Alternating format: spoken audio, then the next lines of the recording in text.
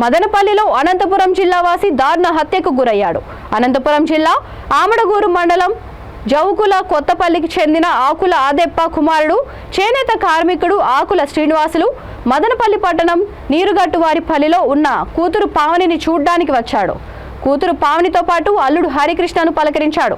అంతలోనే కూతురు, నీ అల్లుడు తనను రోజు కొట్టి చిత్రహింసలు పెడుతున్నాడని తండ్రితో ఆమె చెప్పింది.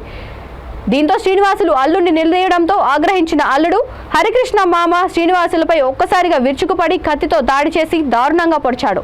సంఘటన స్థలానికి చేరుకున్న రెండో పట్టణ పోలీసులు మృతదేహాన్ని పరిశీలించి పంచనామా అనంతరం జిల్లా ప్రభుత్వ ఆసుపత్రి మార్చిరీకి తరలించారు. ఘటనపై కేసు నమోదు చేసి దర్యాప్తు చేస్తున్నట్లు పోలీసులు తెలిపారు.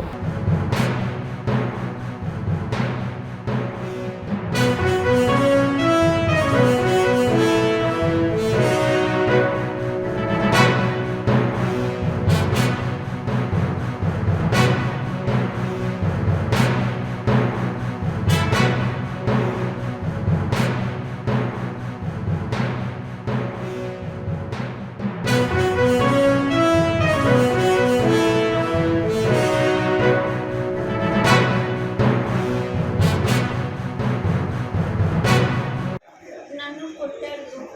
10-15 రోజుల కింద నన్ను కొట్టాడు. కొట్టింటే నేను మమ్మీ వాళ్ళ ఇంటికి వెళ్ళిపోయాను సార్. చెప్పకుండా మమ్మీ వాళ్ళ ఇంటికి వెళ్ళిపోయా.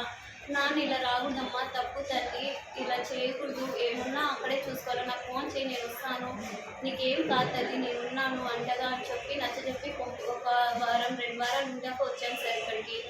మా నాన్న నచ్చజెప్పి పంపించేశాడు. సరే వచ్చాము, పిల్లలు బాగాలేకుంటే చూపించుకున్నాం సార్, రాయచోటికి చూపించుకున్నాము, బాగానే ఉంది.